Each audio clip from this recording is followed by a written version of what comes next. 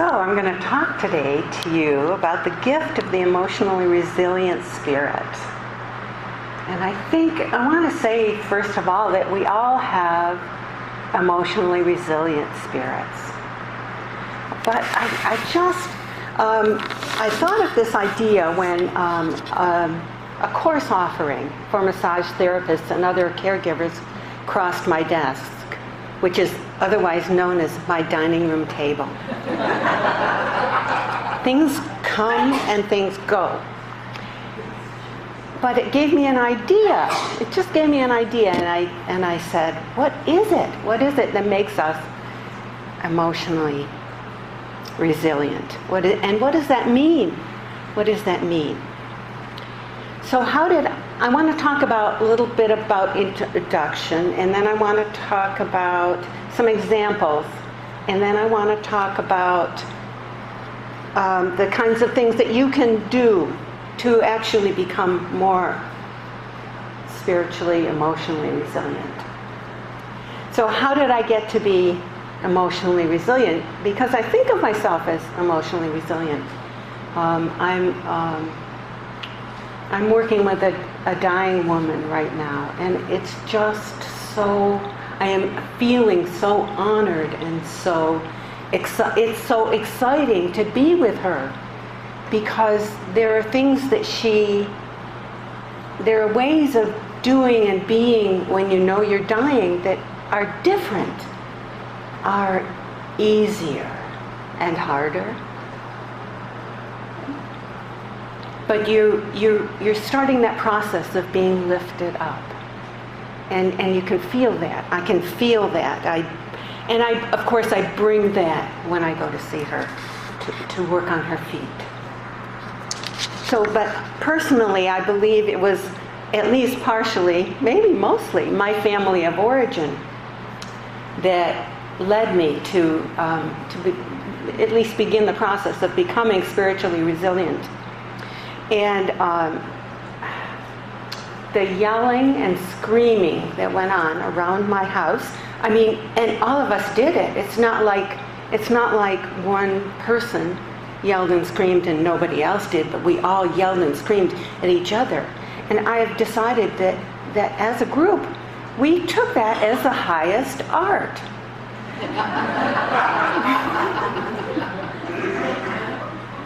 So I was beaten up, but I was never beaten down.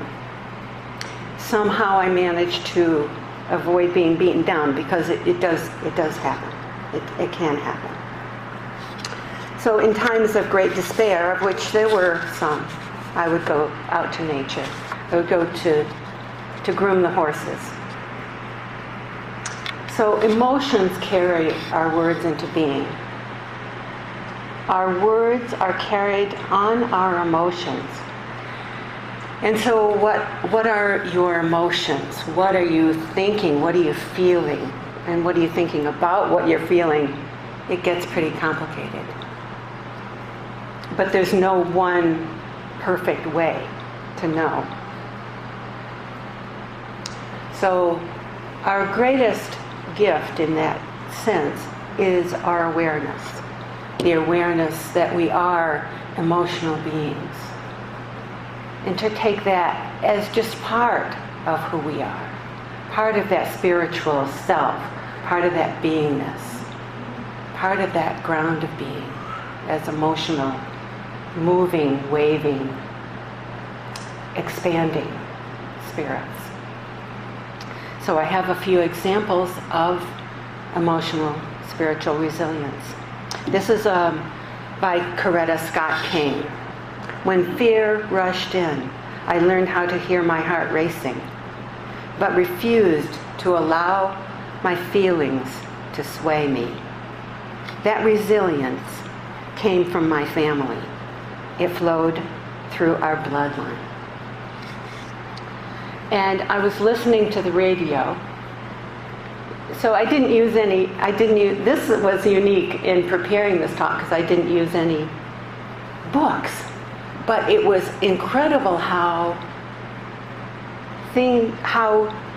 I noticed emotional resilience talking to the people around me, and listening to the radio.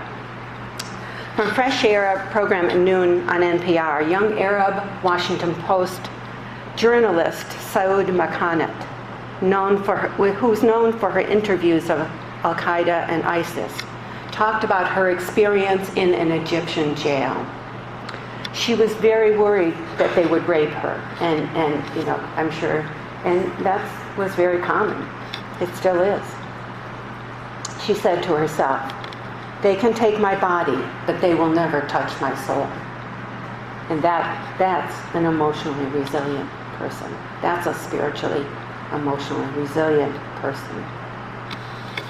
So, but my favorite example comes from the Air Force. Pillars of resiliency, spiritual resilience. I Googled spiritual resilience, and I got this from the Air Force.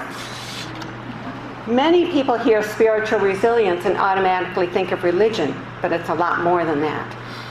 I'll just read a few of these lines. They're precious. They're totally precious. And lest we think our community is totally unique, it's not. So a helpful way to exercise spiritual resilience is by cultivating gratitude and counting your blessings. Be thankful for what you do have rather than focusing on what you're missing. Build optimism and be positive. Accept the past and focus on the future. Consider it a stepping stone to fulfill your lifelong dream. And especially, there is something transformative that happens deep in our soul when we give to others freely and generously, said Derek Marley, 47th Operations Group and Maintenance Director at Chaplin. This knocked my socks off.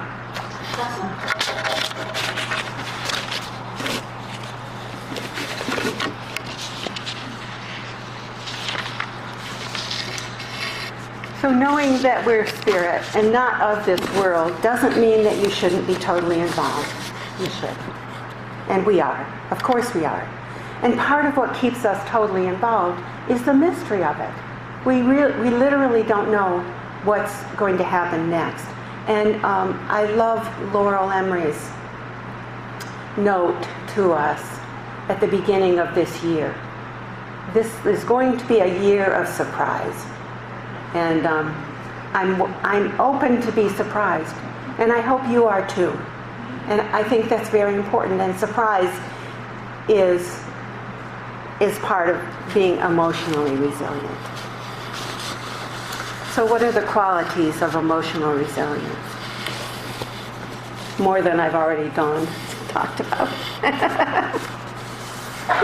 So consider that an emotionally resilient person does not overreact to events or to people. There will always be people who will put us down and argue with us and say things that we don't like. It's always going to happen. And an emotionally resilient person does not overreact, does not create a story about all of this. Because we are not our stories. An emotionally resilient person is not defensive when attacked.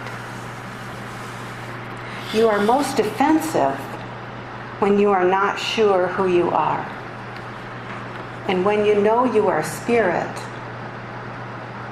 and that you can handle anything, because who you are can never be destroyed. Who you truly are can never be harmed or destroyed. You're not defensive. The emotionally resilient person doesn't take anything seriously. And this is the one of the four agreements of Toltec spirituality. And at some point I'm going to talk even more about the ability to not take anything seriously. And and along with that, of course, is truly bring humor into your life whenever you can. And another aspect of the emotionally resilient person, being positive. I have a gratitude journal, and I don't write in it anything that's not positive. I manage to take things that may not feel positive and say something positive about it. And I don't use that journal every day, but I do use it often. And even when I'm not writing in it, it's on the table, so I'm actually thinking positive things or good things or things I'm grateful for that I could be writing in the journal. I could be doing this instead of this. We do that all the time.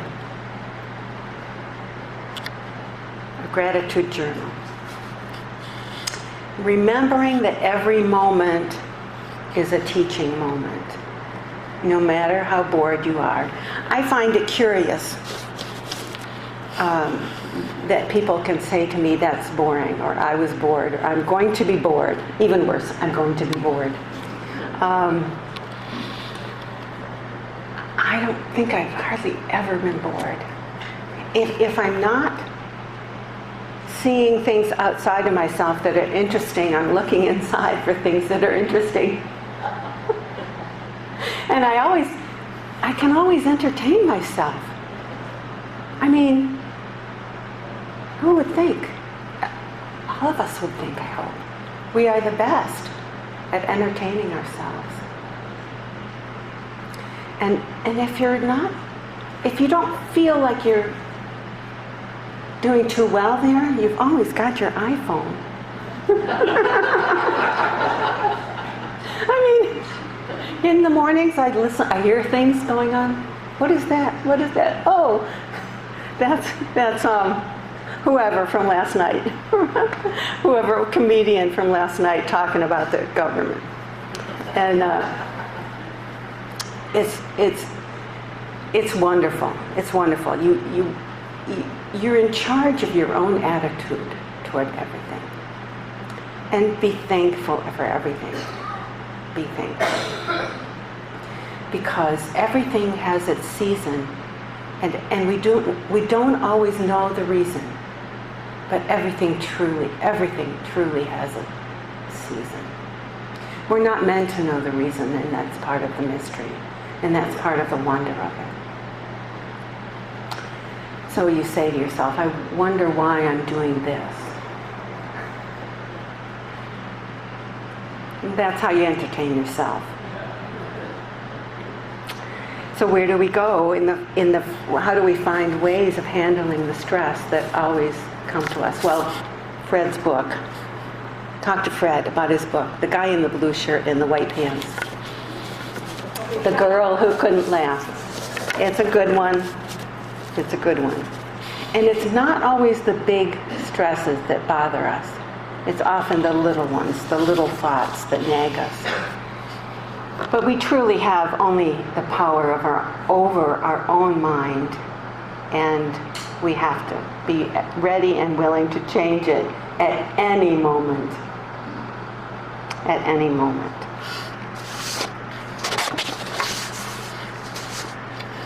Well, that comes close to the ends of my talk. I want you to know that I will walk with you on your path. I am here to walk with you on your path. But your path is not my path, but they will intersect. They do intersect, and they will continue to do so. And I will hold your hand, and we can walk together. I love you. And now it's open mic time.